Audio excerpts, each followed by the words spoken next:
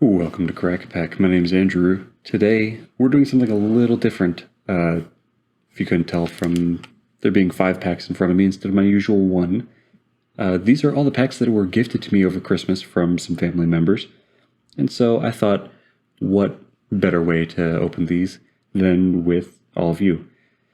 The first one here being Jumpstart, though, with this being the good Jumpstart, I'm actually going to save this and get a couple more packs to try to get a Jumpstart game in with my wife or someone from my playgroup and film that, see how that goes. So I'm going to set that aside for now.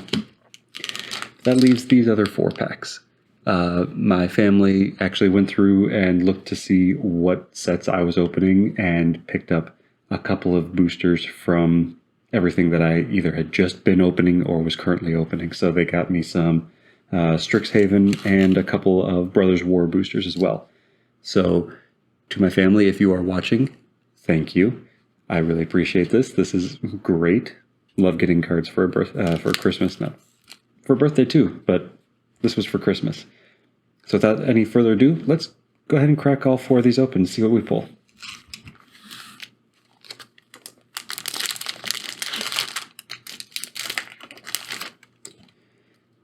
First we have Stonebound Mentor, then Biblioplex Assistant, Relic Sloth, Eureka Moment, Tome Shredder, Reckless Amplimancer, Mage Hunter's Onslaught, Star Pupil, Serpentine Curve, Introduction to Prophecy, Igneous Inspiration, Brackish Trudge, Deadly Brew, a Selfless Glyph Weaver with Deadly Vanity on the back. And I believe this is a dual face card that we pulled when we were going through Strixhaven a couple of weeks ago. And both sides are pretty good.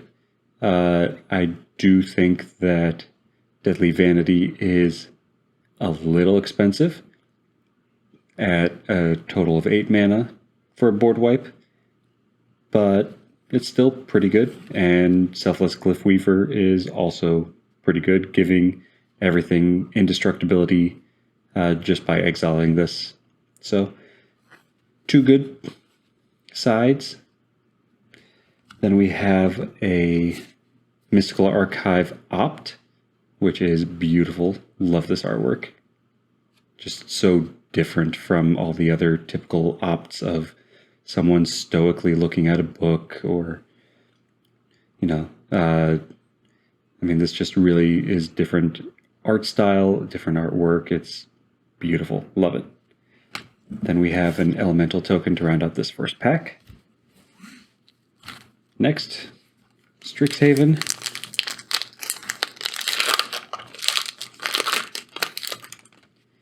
It's going to start with a Prismari Campus. Then Quandrix Pledge Mage, Make Your Mark, Promising Dusk Mage, Expel, Barog Befuddler, Pillar Drop Warden, Charge Through, Spirit Summoning, Silver Quill Apprentice, Detention Vortex, Witherbloom Apprentice,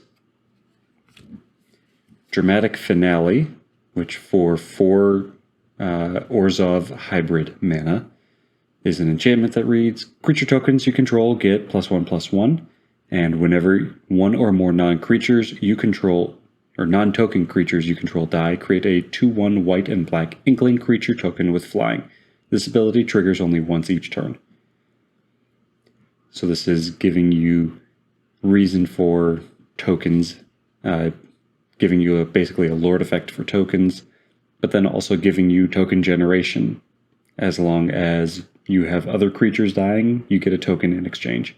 So it's a little bit Token Lord and also a little bit Aristocrat, with a sacrifice payoff, basically. So it's pretty okay. 4 mana is not too bad for this enchantment. and it all being hybrid white-black makes it a little bit more flexible too. So I think it's okay. It's very obvious what you're trying to do with it, though. So I think it might be a better play to have as like a secondary spell for a turn, because otherwise this telegraphs exactly what you're trying to do. This is saying, hey, I'm going to make tokens. So I feel it would be better to make the tokens and then get this out, and then get other token payoffs with this out, instead of starting with this and everyone seeing, oh, hey, there's the token deck. But that's my opinion on it. Let me know in the comments below what you think. Our mystical archive is Snakeskin Veil. Then we have a foil Decisive Denial. And a fractal token to round out that pack. Moving on, we have a set booster of the Brothers' War.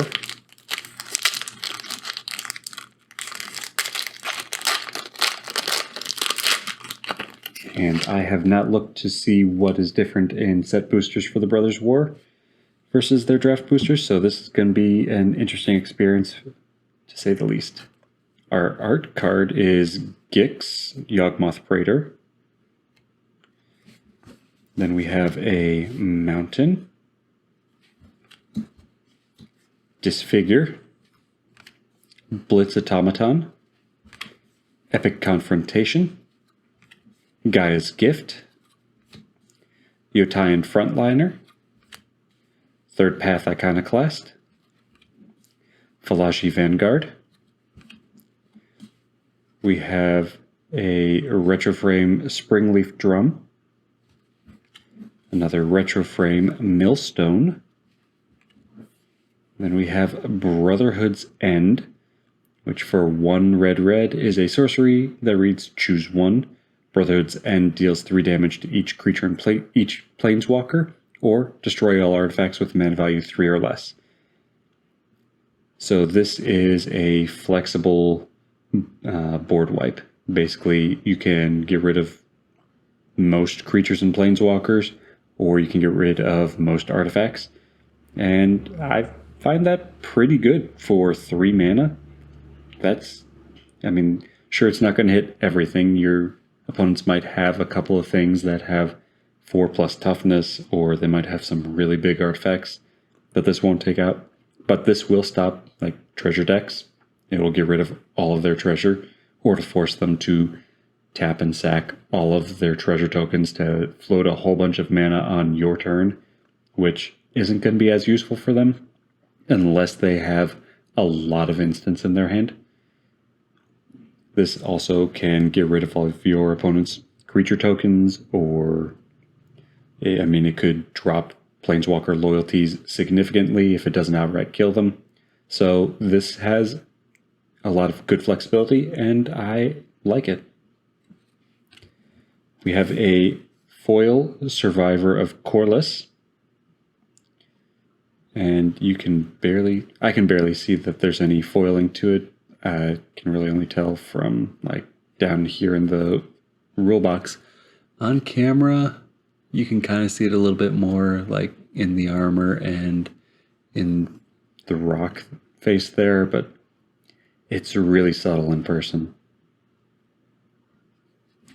Then we have a card from the list with Haru Ona. And I don't recognize that set symbol. If you do, let me know in the comments below what set this is from. Then the last pack that I was gifted is a collector's booster from the Brothers' War. And if I didn't do my research on set boosters, I definitely didn't do my research on collectors.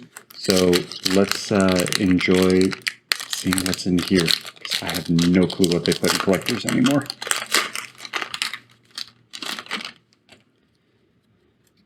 Alright, first is a foil Argothian Sprite.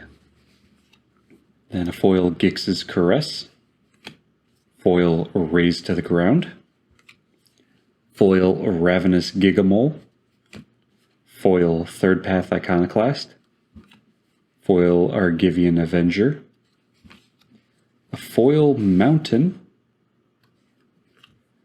foil Felden Runum Excavator, which for 1 and a red is a 2/2 legendary creature with haste. Felden Runum Excavator can't block, and whenever Felden is dealt damage, exile that many cards from the top of your library, choose one of them. Until end of your next turn, you may play that card. So it's a madness or impulsive draw style creature. You're really wanting to ping him so that he's taking 1 damage, since 2 will kill him. And so then you get to exile the top card of your library, and since there's only 1 to choose from, you can choose to play that card until end of your turn. I mean, it's okay. Definitely need other options with him. He doesn't just do exactly what you need him to do as commander. You need pingers, or you need sources of 1 damage to come at him, especially since he can't block, so you can't rely on your opponents attacking you to do it. You'd have to swing with him and hope that they just have some 1/1s to block with. So you really need more to support him, but it's okay. If you have support for him, he could do some really cool things, being able to just get a whole bunch of cards from the top of your library. Then we have a extended art Kayla's Reconstruction, which for X white is a sorcery. Look at the top 7 cards of your library, put up to X artifact and or creature cards with mana value 3 or less from among them onto the battlefield. Put the rest at the bottom of your library in a random order. So getting to dig 7 cards deep and grabbing as many artifacts and or creatures that you pay for, right? So if you only cast this for 4, you're going to get X equals 1, so you'll get 1 artifact or creature. That's okay. But really, I would be happy casting this for X equals only 1 or 2, just to be able to dig 7 cards deep. And if you build your deck around this, though, around having 3 mana value or less for basically everything, all of your creatures and artifacts, this can do work, and you would want to cast this for more. But if you're just splashing this into another deck, cast it for X's 1 or 2 and just enjoy digging 7 and maybe getting 1 or 2 cards, and then, sending the rest to the bottom of your library. Next we have a extended art Kayla's Music Box, which for 2 mana is a legendary artifact. Says pay a white and tap, look at the top card of your library, then exile it face down, and tap until end of turn. You may play cards you own exiled with Kayla's Music Box. So you need a way to untap this multiple times to really see benefit from it, because otherwise you use it once and an opponent is going to find a way to blow up this artifact because they don't want you to just get extra cards. Because this is effectively impulsive draw, but timed or delayed. And those exiled cards don't go away. So if this untaps and you tap it to use that second effect, every card that's been exiled is over there, and they stay over there. They stay in a separate pile for you to keep using as long as you haven't cast them yet. So as long as Kayla's Music Box stays on the battlefield, those are still accessible turn after turn after turn. So this is really good, but it's also an immediate target. Then we have a foil retroframe liquid metal coating, which we have talked about liquid metal coating a couple of times during the Brothers' War. Then we have Mishra's Bauble retro frame, which we've also talked about. Then we have Gilded Lotus, which for 5 is an artifact that reads tap, add 3 mana of any one color. This is fantastic.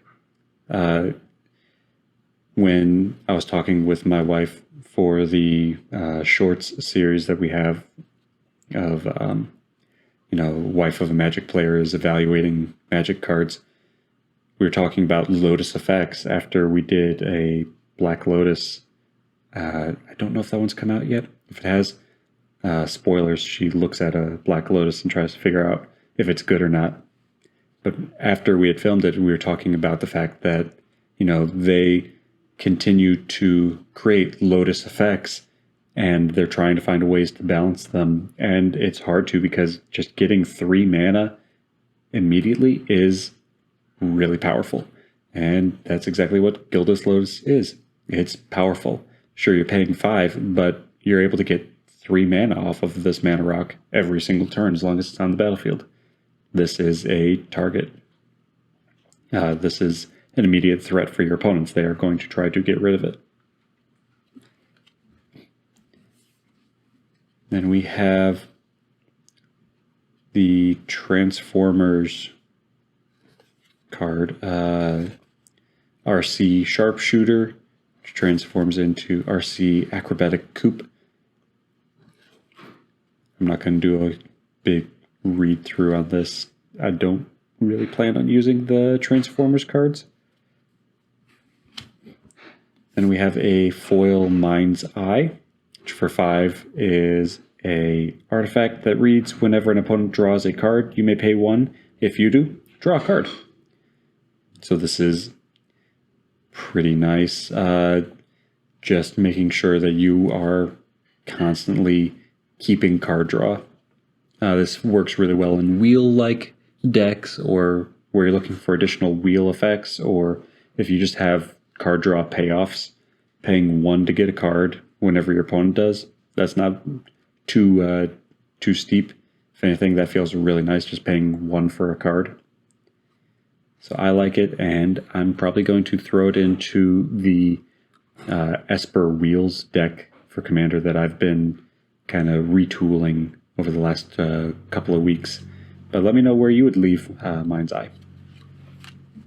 And then finally we have a foil Power Stone and Soldier. And that's all for today. Thank you for cracking along with me through these special Christmas packs that I got.